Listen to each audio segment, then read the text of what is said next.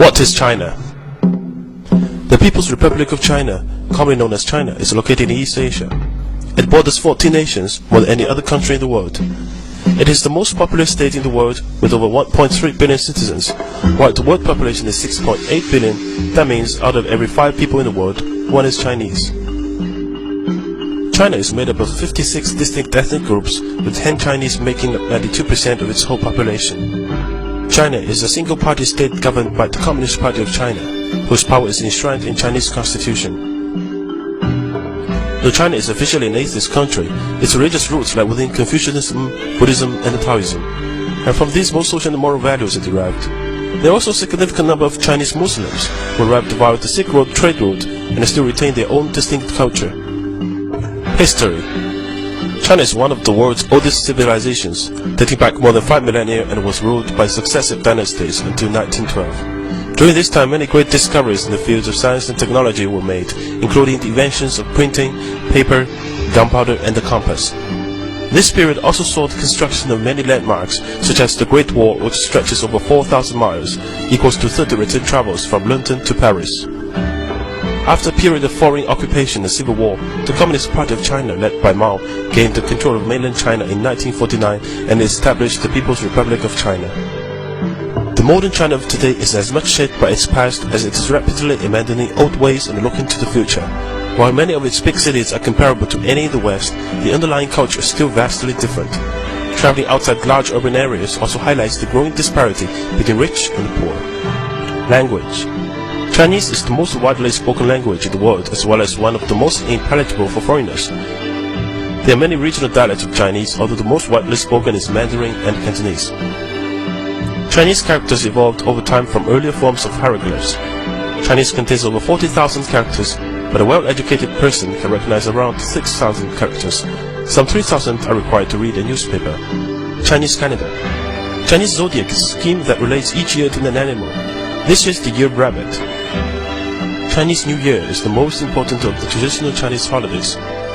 Windows and doors will be decorated with red colored paper cuts, and couplets with popular themes of happiness, wealth, and longevity. On the eve of Chinese New Year, supper is a feast with families. The family will end the night with firecrackers.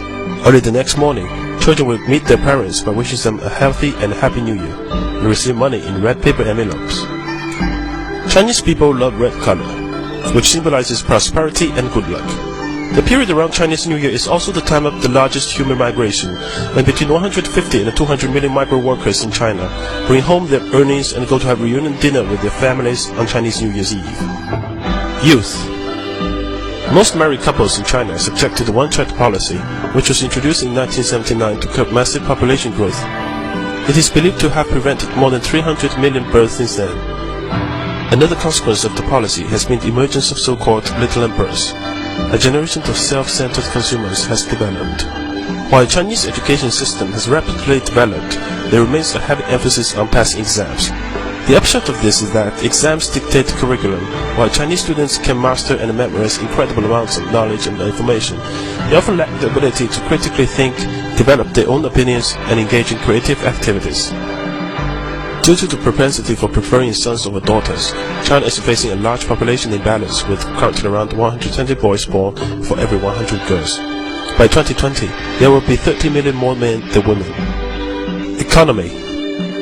Since economic opening up and reform policy began in 1978, China's economy has grown 90 times bigger and is the fastest growing major economy in the world. China's annual average GDP growth is predicted to be 9.5% for the period of 2011 to 2015. It is the world's largest exporter and the second largest importer of goods. It is also now the world's second biggest consumer of luxury goods. It now has the world's second largest GDP at about $6 trillion, 40% of the United States.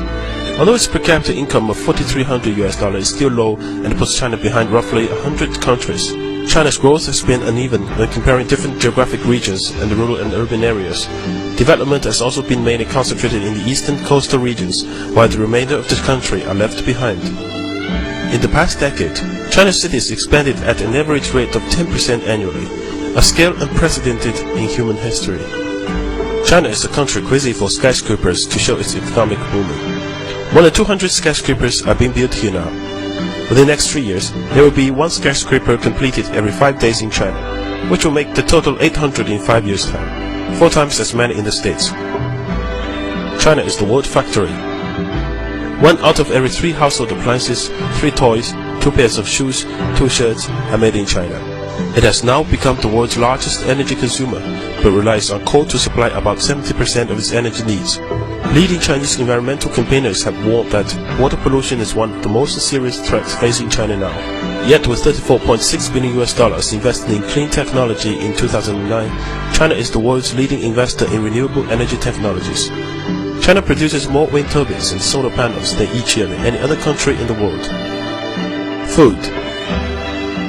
Being such a large and ethnically diverse country, each region has its own local specialities which the Chinese are often keen to try and introduce to others. Generally, you will find hot and spicy food in the west and the central China, and the cooler food in the south and the north.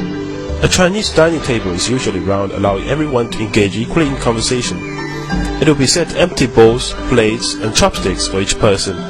Food dishes are placed into the center of the table to be shared between everyone. Don't be put off if you see people spitting bowls or seeds onto the plate. This is perfectly normal. Contrary to what you might find in your local Chinatown, Chinese food is generally healthy and often beautifully presented. Texture, flavor, color, and aroma are key considerations for all Chinese cooks, even above nutrition contents. Chinese dining is about showing respect and hospitality for the guests, and is often used as an extension of the boardroom. Heavy drinking is often part of doing business, and it is expected that you will keep up with the others. If you do not want to drink alcohol, make it clear before you start. Core concept. Face. 面子. The concept of face can be loosely described as someone's social status or reputation in the eyes of others. Throughout the Chinese person's life, it must be maintained and enhanced through giving to and receiving from others in both words and actions.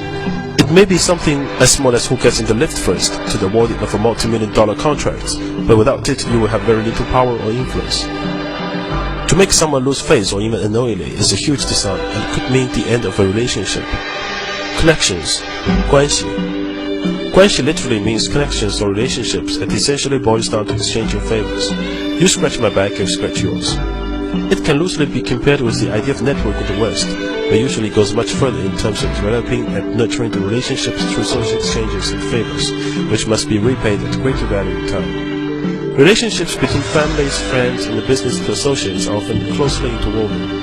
In such an environment, issues of corruption are not uncommon when guanxi obligations take precedence over normal rules or laws. The doctrine of the mean, 中庸, known as the doctrine of the mean or golden mean, this concept involves balancing one's position among a group to maintain conformity and a sense of harmony. To do this while still achieving one's personal objectives is considered by the Chinese people to be the ideal way of living. This can be applied to the workplace, where one should behave in a way which is seen to be neither ambiguous nor lazy at the same time. Chinese people never openly criticize, ignore, or make fun of a person in front of others, even jokingly. When discussing individual performance, they always emphasize good points before bad ones. Differences. Chinese people may ask you personal questions or make observations about your age, income, religion, or appearance, but don't take it personally. Likewise, Chinese rarely say please or thank you, as it is seen as a necessary formality between friends or family. In a Chinese meeting, often only the most senior attendees will talk, and all questions should be directed to those people. Silence is not a sign of weakness in China. Often the unsent message is more important than what is being said verbally. To be successful in China requires different ways of thinking. A famous Chinese historian professor put this well.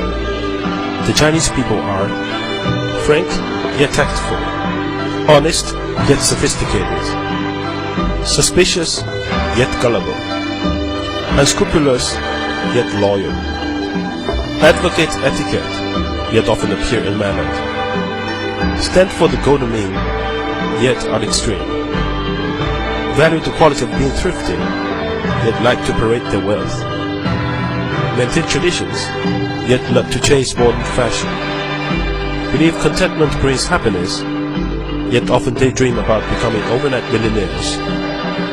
Believe the word of the fortune teller, yet lack affiliation to any religion. This is China, one big contradiction which refuses to be placed in a box. In China, you will find all extremes, but that's all part of the challenge and advantage of doing business here. Be patient and have fun.